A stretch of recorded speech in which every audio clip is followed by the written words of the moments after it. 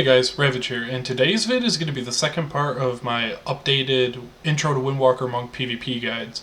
The first one just covered talents and an in-depth look of them. This one is going to be covering glyphs and gear sets like reforging gems and stuff like that. So without me babbling too much, I'm going to go ahead and hop right in. Thanks for watching. Alright guys, now as stated at the beginning of this clip, I'm going to be talking about the glyphs and the gear setting. I'm going to go ahead and go through the glyphs first. I'm just going to roughly cover what I use for PvP and what some other choices might be that you might want to look at. So I'm going to go ahead and hop right in.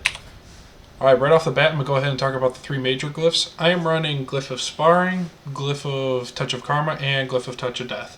Now, the readout of all these is Glyph of Sparring. While sparring, you have a 5% chance to deflect spells from attackers in front of you, stacking up to 3 times. If you don't know what sparring is right off the bat, it's a passive ability by being a Windwalker, where when you are attacked by a melee enemy in front of you, you begin to spar their attacks, increasing your chance to parry by 5% for 10 seconds. This effect has a 30-second cooldown. When you attack them back, sparring is amplified by an additional 5%, stacking up to 3 times. While sparring, you also have a 5% chance to deflect spells. And that's this part right here, the spell part, is what's added in because of the glyph. Normally this would just be for parrying, physical damage and whatnot like that. But with this glyph, you can actually deflect spells. You can deflect a whole range of everything. Chaos bolts, frost bombs, shadowward pains, vampiric touches, stuff like that. And the reason I like this glyph a lot is because of the simple fact that it just gives you more survivability, quite frankly. If you're deflecting a spell, that's just extra damage you're not taking. So that's something I really like, and I switched this glyph out with another glyph, which I'll talk about in a few seconds, but I'll explain why I'm using this one at that point. The next one is Glyph of Touch of Karma, and what this does is just make your Touch of Karma have a 20-yard range. Without it, it would be melee range, which is just kind of spellcasters, you do want the range, and even now 20 yards is not very far, so without it, it would just be really that much more annoying. When you're trying to survive and you need to get a Touch of Karma off at that last second, having the 20-yard range on this to be able to do it to someone who's either kiting you or just got away a little bit, this is much, much, much better. The last one is Glyph of Touch of Death. Your Touch of Death no longer has a chi cost, but the cooldown is increased by 2 minutes. Now, this is one I've heard mixed things about, because normally it's only a 1.5 minute cooldown, and now mine is a 3.5 minute cooldown. The reason I don't want the chi cost for it is because, mainly speaking, arenas, absolutely. The simple fact of the matter is, if you kill someone in arena, you usually then have the game in your pocket. Not always, but it's pretty much in your favor. So me being able to just spam damage the whole time and not have to worry about keeping up my chi when they're down to like 15%, waiting for them to hit that 10% marker to touch a death on, I can go ahead and just DPS freely to try and get him to that 10%. Now roughly around like 12, 10% or 12% or lower, or they're right around that range, I'll start spamming Touch of Death. So as soon as they hit that 10%, boom, it's off.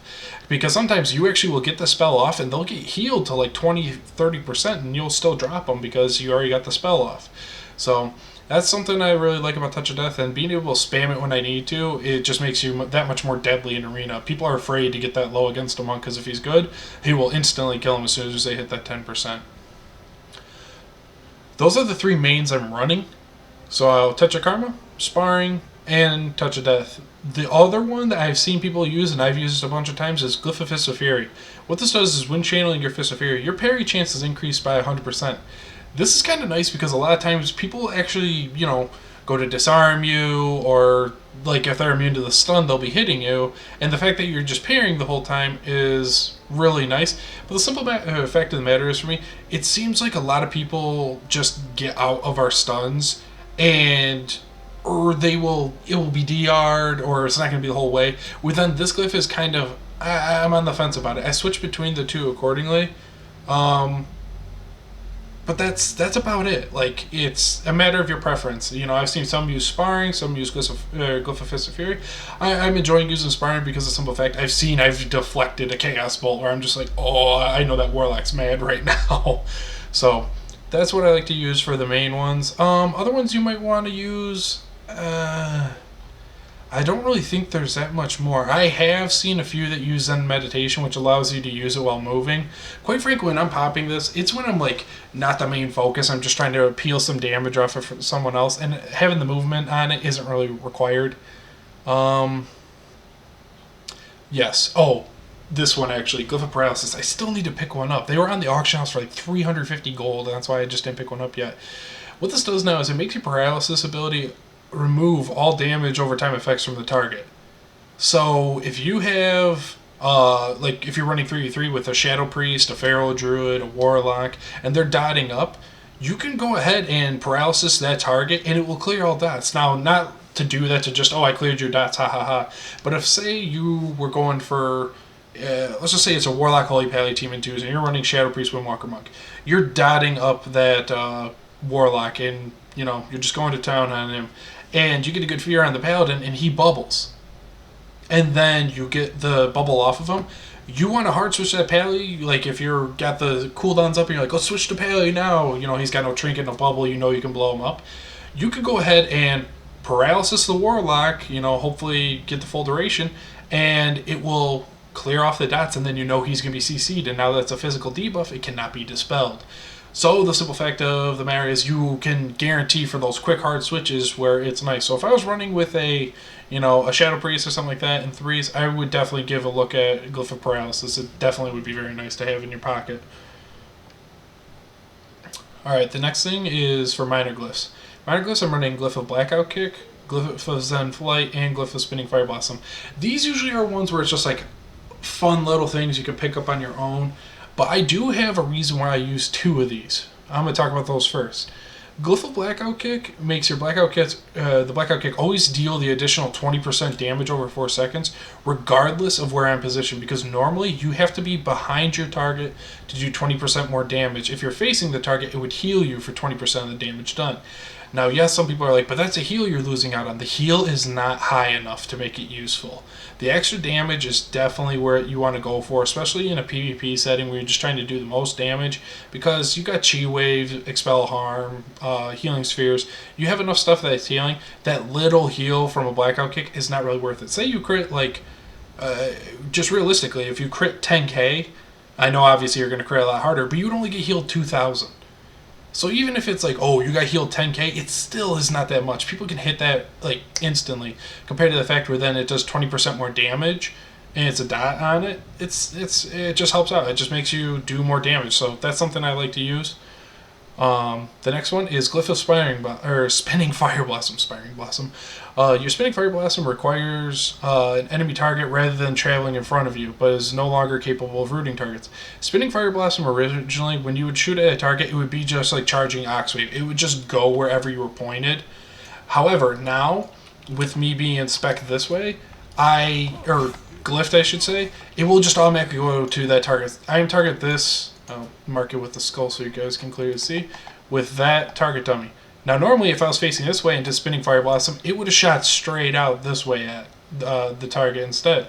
But now since I'm running the glyph, it'll automatically go to it. Originally if you would skill shot it and then just like aim it perfectly and have it hit the target, it would root it for a second, which is kind of nice, but the simple fact of the matter is I do like Spinning Fire Blossom for the damage, and using the cheat I want the guaranteed damage. I don't know why that just went off the toolbar, but yeah, I like to have the guaranteed damage. I try and tell more and more people use Spinning Fire Blossom because it does do a lot of damage. It has taken a big nerf because of 5.2. They changed it from scaling off of AP to weapon damage, but still is not a bad idea to use it against targets that are over 10 yards away. You know, if you're getting kited, it's free damage. You know, if you got the extra cheat, go ahead and use it. It does do some damage, so those are those two that I highly recommend to use. And the last one, I pick up Glyph of Zen Flight because of the simple fact that it is an instant cast flying mount. Now, no, it does not go very fast, but the fact of the matter is you can pop it and then fly up quickly where then people cannot get to you. Like if you got ganked or something, you know, they're farming you, you res LOS, you pop that fly up, they're not necessarily going to be able to hit you quick enough to kill you, and then you can get to a safe spot and get in your real flying mount or whatnot. And plus it's a pretty cool effect. I mean, look at it, we're just flying around on a cloud. So yeah, those are the glyphs I use. Some other ones that I think might be pretty cool if you're not all for the Glyph of Zen Flight. Glyph of Rising Tiger Kick and Crackling Tiger Lightning. It just changes the color of the effects, which is kind of cool, but this is all 100% what you would want to do, so go ahead and pick it. You know, I've seen a lot of people use a Glyph of Water Roll so they can roll across the water, you know, in Earthite Basin and stuff like that. It might be cool to have. So these These minor ones are usually just preference. There's not like a clean cut use. I just say I like the 20% more damage, especially if I decide to raid. You always want the more damage. And Glyphs being Fire Blossom, so I don't have to always aim it because, you know, people are always moving in PvP. Those are the two I highly recommend. And the third one, that's just a free choice on your part. So that's going to go ahead and wrap up the glyph part of this video. I'm going to go ahead and cut it off here, and then I'll jump right into the gear set. See you in the next bit. Alright guys, this next part is going to be talking about the gear, as in, you know, stat priority, gemming, reforging, and just a quick overlay of the gear. So you guys, if you are new to this hopefully will cover a lot of the stuff. And if you've watched the guides before, or you played Among before, you might understand some of the changes to 5.2 and how our stats have changed since, you know, the release of MOB. Enough of me talking though, let's hop right in. First thing I'm going to talk about real quick is, if you're new with monks, the set you want to go for is the Iron Skin set. I think the other one is Copper Skin or something like that for healing. This one works for Windwalker and Brewmaster as well. So if you were to like be tanking for BGs, you know, flag running, whatnot, this is a set you want to use as well. Real quick, the set bonuses. The 2-piece set bonus for us obviously gives 500 PvP power, and then the range of our Fist of Fury and Keg Smash is increased by 5 yards. It originally used to be just Fist of Fury, and it was a 10-yard range increase, but that was a little excessive, because there would be times in Arena especially, where someone would like jump and like be out of my range of my Fist of Fury, I believe, and it'd still be hitting them for full damage. So I can understand why they nerfed it down to 5 yards, but I like the fact that they added Keg Smash, because that's just them finally acknowledging that, you know, there was a complete different specialization that was not covered with any of these gear sets. So that was something I found really cool, and, you know, it's about time that Brewmasters got to get into PvP as well. The 4-piece set bonus, though, is by far my favorite thing about being a monk. And that is, your Touch of Death can now be used on players with 10% or less health, instantly killing them. The only time it will not kill someone is if they get bopped, bubble, ice block, you know, complete spell immunities. But the simple fact is that you can guarantee a kill. Now, most people are like, oh, most executes are 20%, why isn't ours? Because of the simple fact that ours guarantees a death, I can agree why it's only 10%. You know, our 10%, then guaranteeing death, it's not as easy to get someone to 10% as it is to 20%. There are a number of times I get someone to 18% health, like with cooldowns up where I've been, oh, he's dead if it was a 20%. It's that extra 8% pushing them towards 10% that can be a bit much. So, and yes, this does now allow Touch of Death to be used in PvP. I've seen a number of questions where, how is he using this in PvP? I thought this wasn't usable on players. It is our actual, you know, our 4-piece set bonus. So hopefully that cleared the air for a bunch of you guys. And that's the, as in the gear setting, that's what you want to go for. Next thing we're talking about is actual stats. Mine right now is obviously you go for the 4% hit cap, which means that you will never miss a spell in PvP. You will still white hit miss, you know, just like your auto attack damage, but your spells will never miss. The only time they will miss is against, if like maybe a cooldown or something. I don't even think it would be considered missed, like resist or, you know, dodge, parry, stuff like that. The main thing is, though, that you will not miss your spells except for also Night Elves. Night Elves have a 2% chance, I believe, to not be hit. So no matter what, they're going to have a, you know, 98%. You'll only have a 98% hit chance on your spells on a Night Elf at all times. That being said, you will have the times where, oh, I missed a spell. Don't freak out right away. Be like, oh, that's wrong. It must be a higher hit cap or something. Just make sure it wasn't a Night Elf before you jump to any conclusions. Because if it was, then you know that's where it came from. So go for 4% hit cap, and then I stack Mastery, then Haste, then Crit, and then Expertise. Now, it used to be Haste was the way to go at one point, Expertise, Crit, and it's all jumped around. With 5.2, the reason Mastery is king, and this is the reason I stack it, is because of the simple fact it gives us the most damage increase. Right now, my Mastery is stacked up high enough where it grants an additional 2.41% damage per Tiger Eye Brew stack. So when I consume my 10 Tiger Eye Brew, I'm doing 34.1% more damage. That's crazy amounts of damage for 15 seconds. Now, the more mastery you have, the higher this will go. And most people, you know, 5.1 before the changes to how quickly you could stack Tiger Eye Brew, I would agree. This would not have been the way to go, because to get 10 stacks in Arena is not very easy.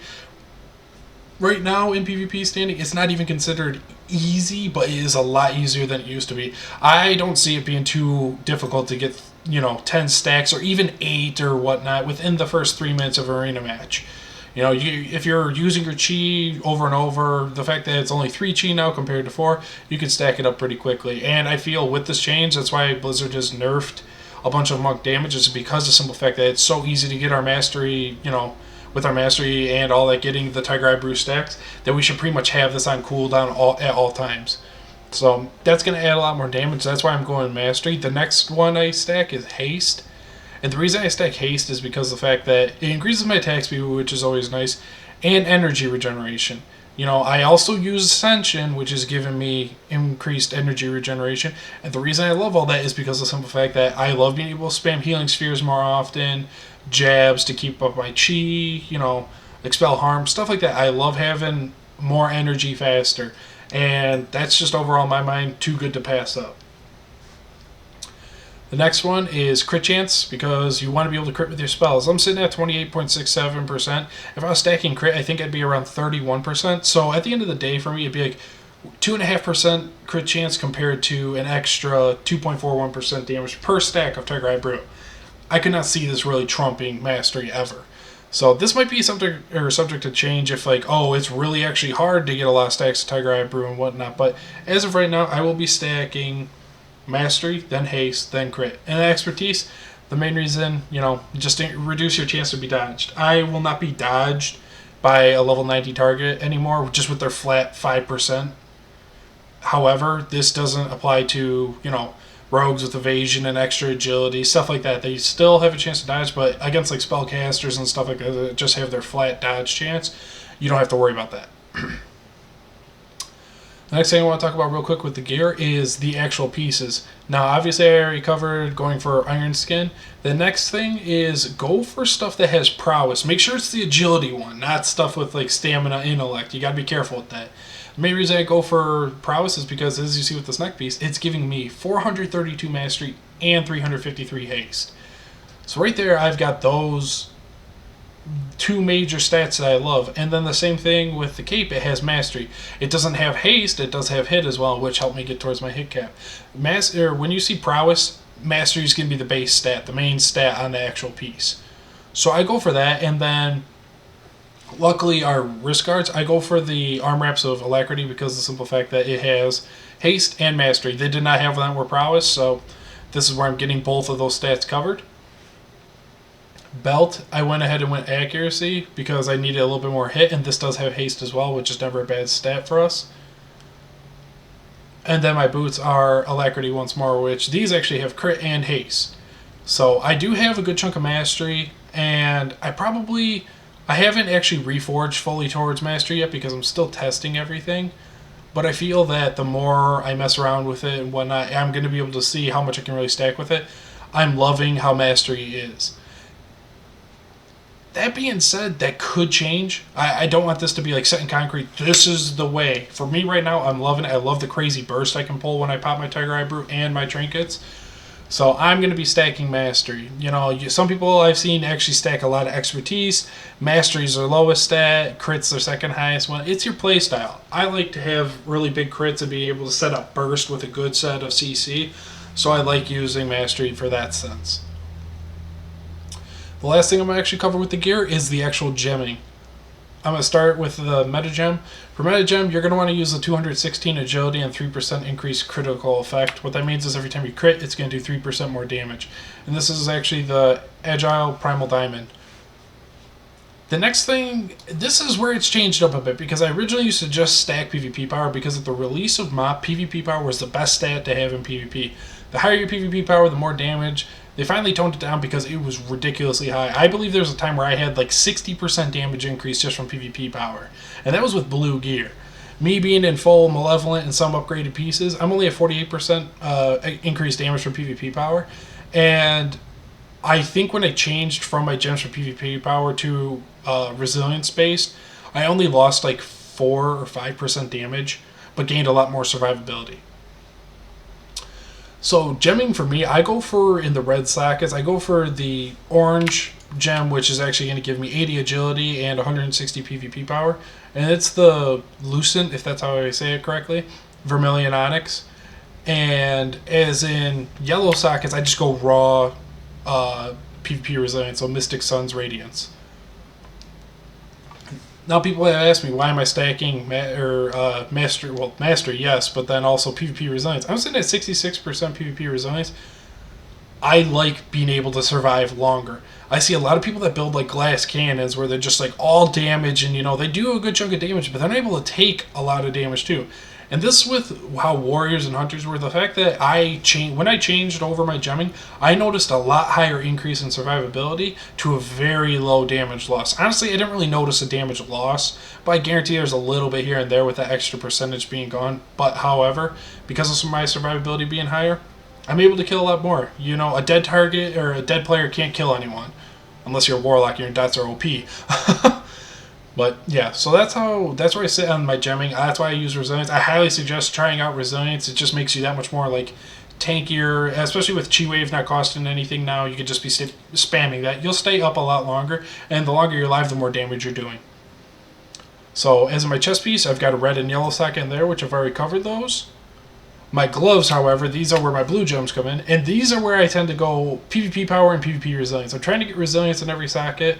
So I just went ahead and did this one. However, I think it was... Nope, it is. I do 160 PvP power and 160 PvP resilience for all blue socketed gems. And this is the Vivid Wild Jade.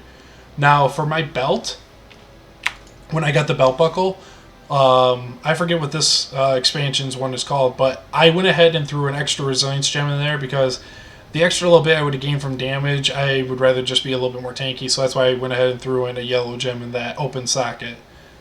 Then in my leggings, you know, a red and blue socket, which I've already covered those, another Lucent, and then a Vivid Wild Jade. And then with my boots, which have a yellow socket, obviously just go ahead and throw in the raw resilience gem. So other than that, that is the whole gear set. If you want to, you know, more in depth of mine, you can go ahead and pause the video randomly, of course. But also, right on my YouTube page, there is a direct link to my armory where you can look at it and see my number crunching more in depth from there. The gear will obviously be changing with the new season right around the corner. I'll be adding new pieces. My PvP power will go up, my PvP resilience will go up, and my mastery. I want to see how high I can stack the mastery. But as of right now, once again, remember, for what I'm using in stat priority, mastery, haste, crit, expertise, after of course hitting the 4% hit cap. That is the first thing you want to do as soon as you deem 90. Get hit cap. It's much too overlooked in my mind. A lot of people are just like, oh, I'm buying the gear, and they're not making sure they're at hit cap. You're going to hate when you do Rising Sun Kick and miss and then it's on cooldown. So make sure you take care of that ASAP. That being said, it's going to wrap up this little portion of the vid, so stick around, and I have a couple little quick updates at the end of the vid, so stick around for that part. See you there. Alright guys, that's going to wrap up this video, which was the second installment of the new updated, you know, Intro to Windwalker Monk PvP guides. This one, once again, was just covering the gear, gemming and all that, and glyphs. I'll put a link directly for the first part of the video, and the third part will be coming up in, once again, around 2 to 3 days of this one being released. If you felt I may have missed something or you have some questions, please comment below and let me know, and I'll go ahead and fill in and give my input in there as soon as possible. Also, I will be streaming more in the upcoming weeks, like I've said, and I'm going to try and set up more group events, you know, World PvP being the big one, because honestly, I can only take, you know, me and then 4 other people into group BGs, which honestly, it's kind of sad because I can't bring everyone in, but I'm getting more than 4 people asking if they can group up with me. So I'm going to try and do more World PvP events and maybe another, like, 1,000 gold giveaway if for a arena match. Like, we all fought in Gurubashi Arena and the winner got 1,000 gold. Something like that. So we'll have fun doing that. So be on the lookout for that. To keep track of that, make sure you like the Facebook page. I update that every day, hopefully a day or two. But that's where the info hits it first. So if you did like what you see, please like, fave, and subscribe. I would greatly appreciate it. And that being said, this is Ravedge saying thanks for watching, and I hope to see you in the BGs.